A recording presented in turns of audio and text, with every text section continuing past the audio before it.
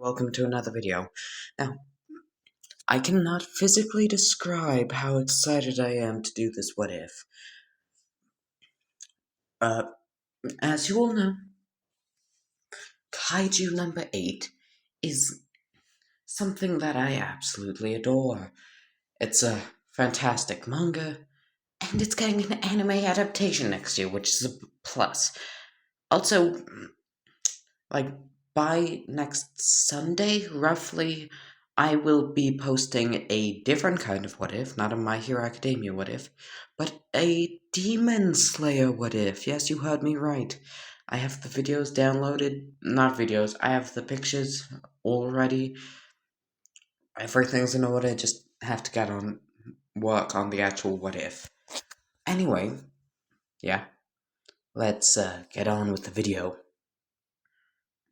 Okay, let's do this. So, Deku would be born a completely normal child. Oh, nice. And live a almost completely normal life. Well, the almost being that Deku would live in the less rich parts of the city, as you could say. A place where kaijus frequent and criminals are just about in every cesspool you can find. The entire place is damn near a cesspool. Anyway, yes, there are kaijus in this what if.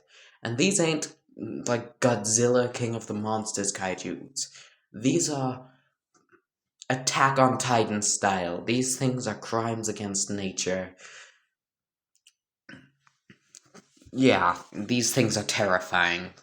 Like, Godzilla will eat you slowly. Well, not slowly. He'll be a quick death. These things are about as unpredictable as it gets.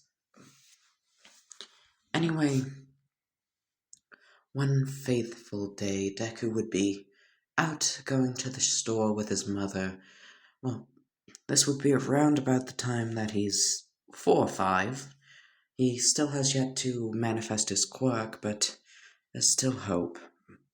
When they went to the doctors, they said it was a transformation type. He just needs a push. But that's when it happens.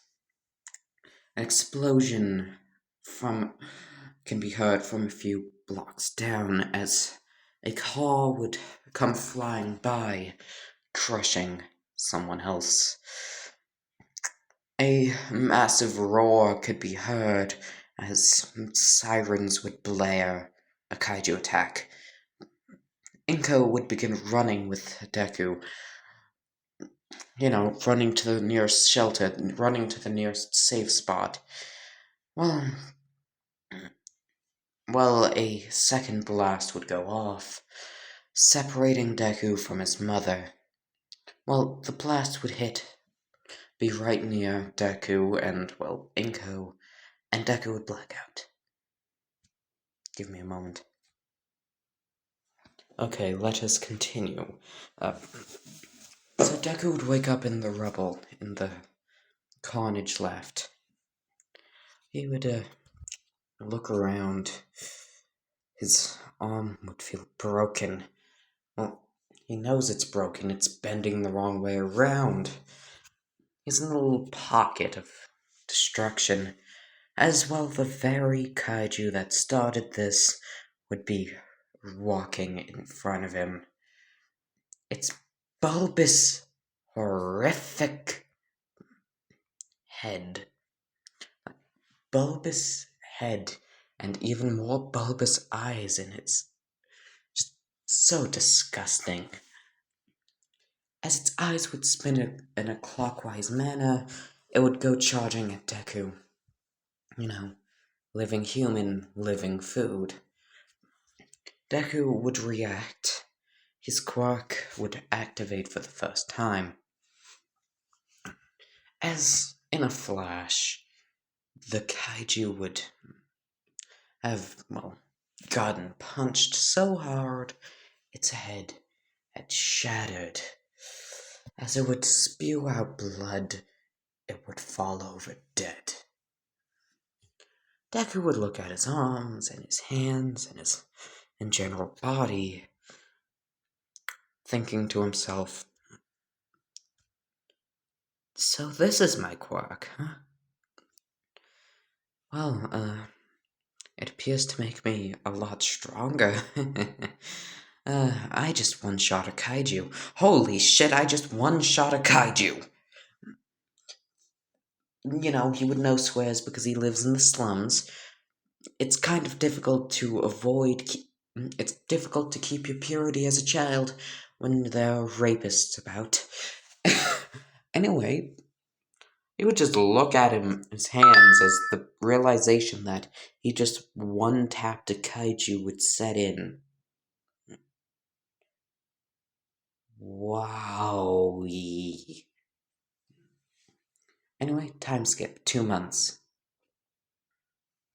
So, after the kaiju attack, damn near everything's being repaired as well.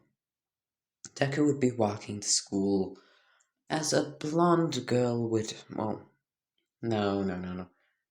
Yeah, you know what? Fuck it.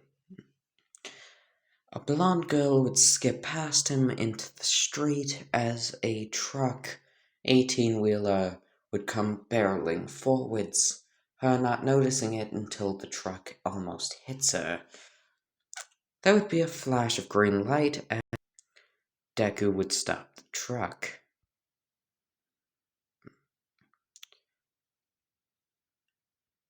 This is her face right now. Deku would stop the truck with one hand. Once again, Kaiju number 8 is absurd. He opened a window and broke half of the building he was in. It shattered like glass, but it somehow held together like it was magnetized or something. But he made it look like an earthquake hit that place by opening a window. This is when he first transformed too. Well, not this moment right here, but what he did to the building. And it was a hospital. It was like a well-built hospital. Just gone. Like a thought in the wind. Anyway, well, not just gone, but like shattered. Anyway, let's continue with the what if. The girl would quickly run up to Deku, thanking him and saying, "Your quirk's so cool. What is it? What's your quirk? I'm Alyssa, by the way. Sorry, I can't just." Deku would just look at her, slightly embarrassed, as he would turn to normal and he would just say, "Hi, I'm Izuku. My quirk is called Kaiju number 8. Apparently, I'm the 8th person to unlock a quirk of this variety, which gives me my name. Which gives my quirk its name."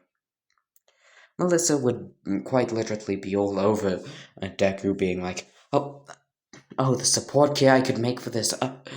And the fact that it adds muscle mass as well. Like, is it transformation? Is it mutant? Is it emitter? Because some emitter type quirks can pull a transformation. Can you apply it to other people? And, well, the questions would just rain on as Deku would say, "My quirk's transformation type? I basically get a lot physically stronger." Well, isn't that something? That answers about, carried the 2. 83 of my questions. Deku would just look at her and say, 83. Yeah, there tends to be a lot of redundancy. She would just shrug. So Deku would say, "So, you're in a nice dress, so why are you here, of all places? The slums with a kaiju attack rate of over 85%. Melissa would say, simple. My father came here to do some research, but he decided to enroll me in a local school because, well, have to keep on learning, but he enrolled me in the best one available. apparently, which is this one. Deku would say, "Oh, well, I also go here, so want to be friends?" Melissa would nod, saying, "Yeah, I would love to." They would shake hands and, well, go to school. Bakugo showing off his quirk as, well, Deku is taking Melissa around, being like, "Okay, here's the bathrooms. There's my friend Kachan. He's very nice, and he unlocked his quirk." Bakugo would quickly run over to Deku, being like, "Look at this! Look at this, Izuku!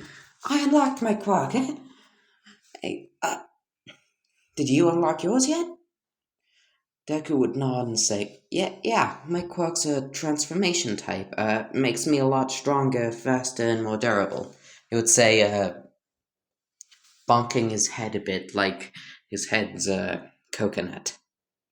"And this is my friend Melissa. We just met. I used my quirk to stop her from getting isekai'd." And, well, yeah. Bakugo and Melissa would shake hands, and, well, Deku would continue showing Melissa around. Now, in this what if, Bakugo will not hate Deku, he will see him more of a friendly rival. He will try and top Deku, Deku will try and top him, so on and so forth. The rest of the school, however, most of the people there find so much as even the mention of the word kaiju a disgrace. And Deku's quirk is called Kaiju no. 8, which not only insinuates that there are 7 other people with similar quirks to his, it also insinuates that Deku, well, it also insinuates that Deku is a kaiju, a type of kaiju. Well, considering most kaijus leave Deku alone when he's in this form, you can see where the name came from. Anyway, sorted. So, we would time skip by a month, and Melissa would end up unlocking her quirk. She would also have a quirk. She also has a quirk in this what if, and her quirk's called Kaiju number 10. Yes, there are now 9 other people with Deku and with a variety of Dekus and or Melissa's quirk. Now, Melissa's quirk is that she can burn body fat to grow in size and power. And it's also a transformation type. She can turn into Kaiju number 10. Google it. Google Kaiju number 10. You will not be disappointed. The design of that thing is awesome. Anyway, yeah. So, in the span of a month, someone else had unlocked a similar quirk, which makes the school even more pissed. They would try and treat Melissa unfair, but less unfair than less unfair than Deku, because Melissa's father is David Shield, and if he were to find out, he will sue the school into oblivion. But Deku, he's free game. So much as even one sign of violence from him and he's out of the school, so he really can't fight back when everyone else is being jackasses. Anyway, time skip. Time skip to, well, let's say 5 months before the start of the anime. Deku has begun, well, killing kaijus. Not only to train himself and figure out, well, his work better, he's also just sick and tired of most heroes just flat out avoiding his part of the city, flat out avoiding his home, because of the sheer amount of kaijus that come in. But the only reason that they keep on getting in is because no heroes wants to do their job. At least a decent amount of kaiju hunters frequent this area, but still, it's still a bit too much, especially since, well, flashback to when Deku and Melissa were 8. A, perverted man attempted to get at Melissa, and, well, she had to use her quirk to send that man into orbit. Well, not orbit, more so into a building. She sent him flying into a dumpster so hard the dumpster broke. End of flashback. So, yeah. Melissa almost got raped because no heroes really want to do their jobs. Anyway, Deku has begun picking up popularity. As well, one day he's charging at a kaiju and, well, barrel rolling his way through it.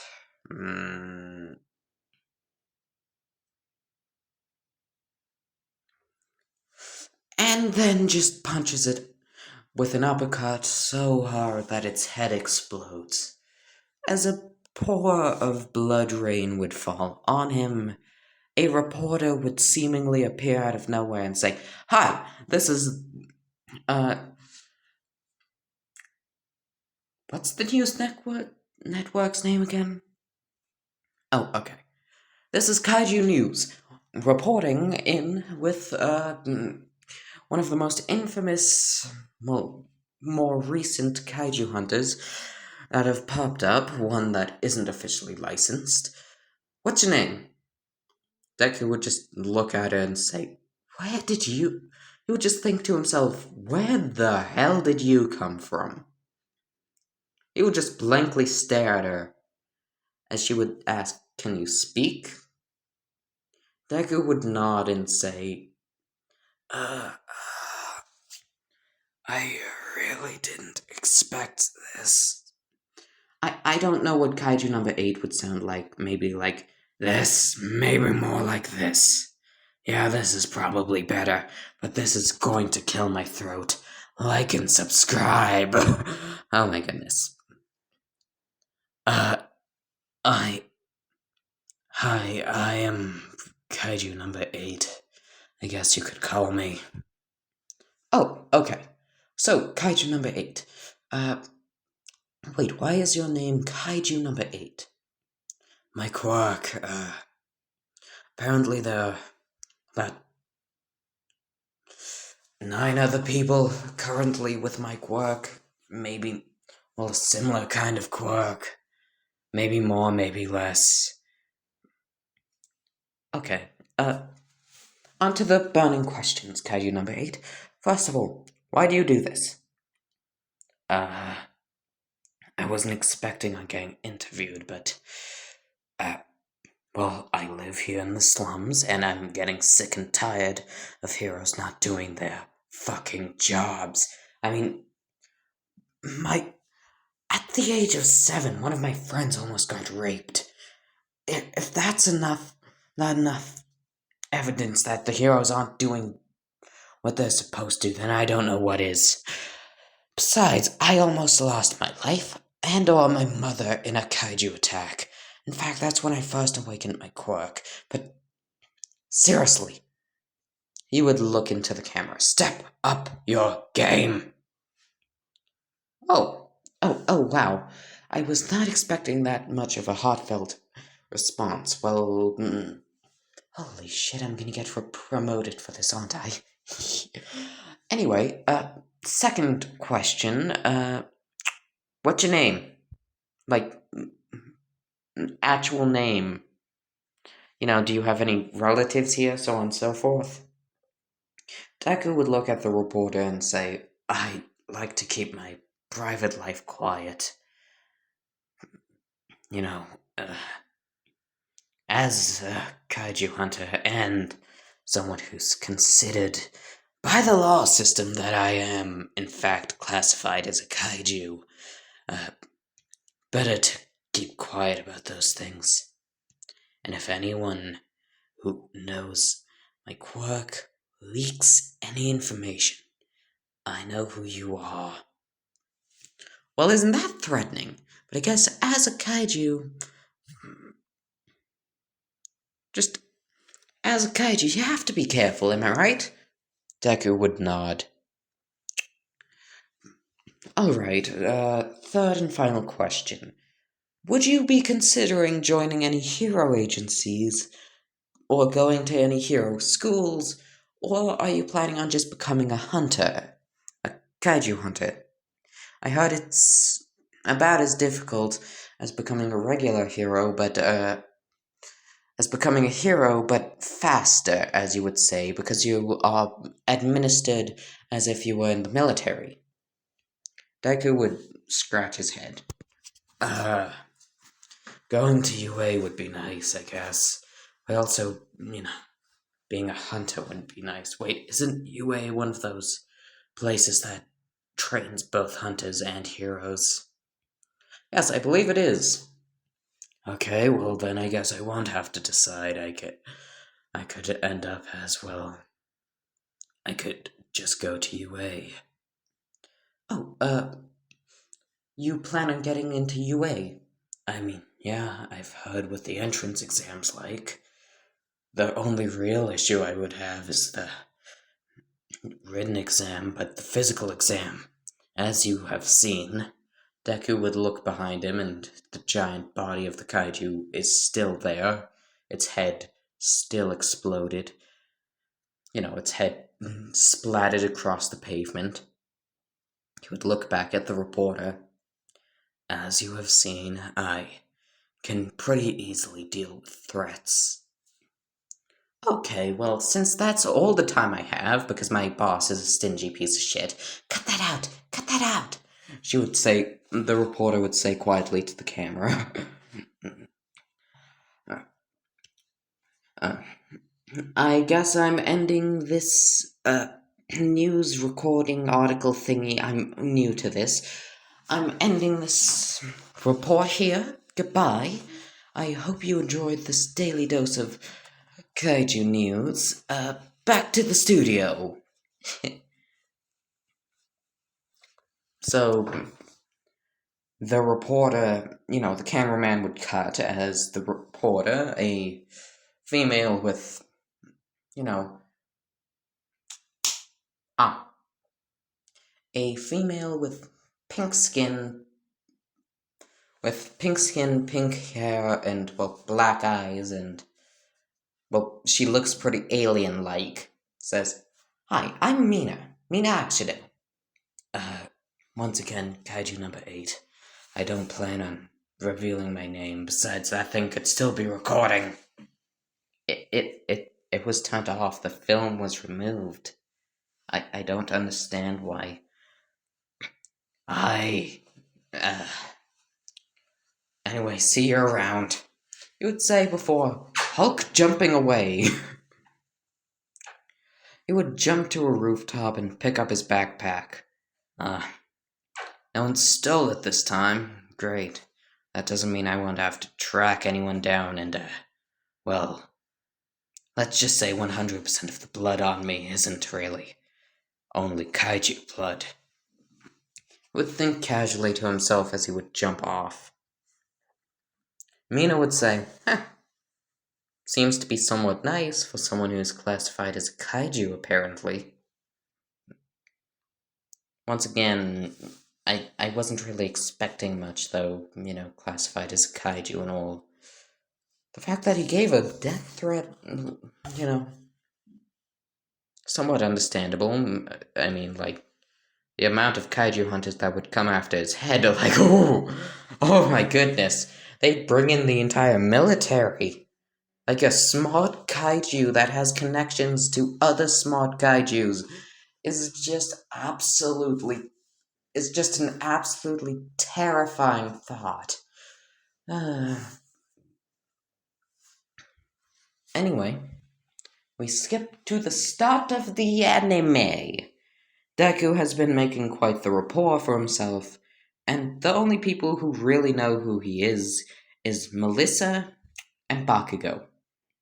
And both of them, specifically Melissa, happens to may or may not be selling Kaiju number 8 merchandise on the side to earn a quick blue buck. And Bakugo may or may not have figured out how to fly early so he can more easily advertise said merchandise. And they may or may not have not told Deku about this until like a week ago. Whew, my voice is killing me. Like that little voice over there. Blech. Give me a moment. Anyway, let's continue. Start of the anime.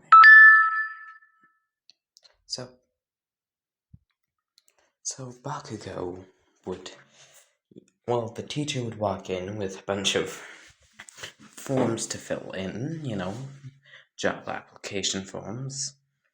Say, y'all want to be, you're getting to a point in your lives where you should start thinking about your future. He would say, who am I kidding? Y'all want to be heroes, he would say, throwing the papers up into the air, as a fan would blow them out the window into a open bonfire that's happening outside. Well, I'm glad I made copies, he would say, picking them up, and said ones would get blown out of his hand into said bonfire. Welp. Fuck. As the entire class in unison would boo him. Boo. Shame. Shame. Shame. Shame. Anyway, Bakugo would say, oh, well, isn't that interesting? No, not Bakugo. The teacher would say, oh, isn't that interesting? Both Izuku Midoriya. Well, give me a moment. Okay, so. Oh, Izuku Midoriya, Melissa Shield, and Bakugo Katsuki are all auditioning for UA. Isn't that interesting? As one kid in the back says, uh, I think Bakugo has a chance, but the two freaks, definitely not. It's a fat man with glasses, naturally. He spends most of his day on Reddit. I'm so sorry if you meet any and or all of that criteria. Apologies, that was a joke. You see, fundamentally, they're freaks of nature, and I'm the one who's saying this. I'm a Discord admin. You know how we are. We are still in search for the mythical creatures known as fathers. Another kid in the class says, they don't exist, so shut up. But I doubt UA would take in such freaks of nature as quirks are named after the monsters that keep on attacking us consistently.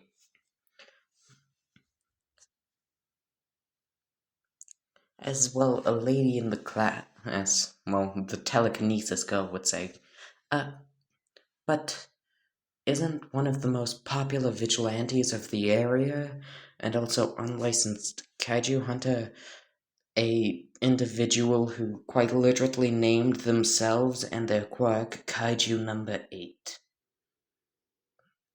Like, everyone in the class has completely and totally forgotten about the proper names of Deku and Melissa's quirks because they do not care. They just remember Kaiju, and that's all that registered in their brain. Not the number, not anything.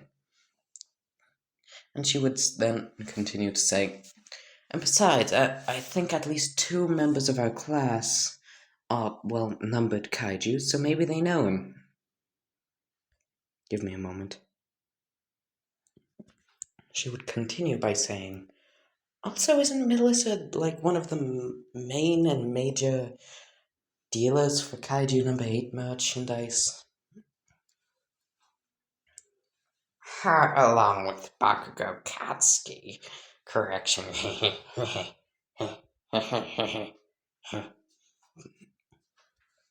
I regret talking to you.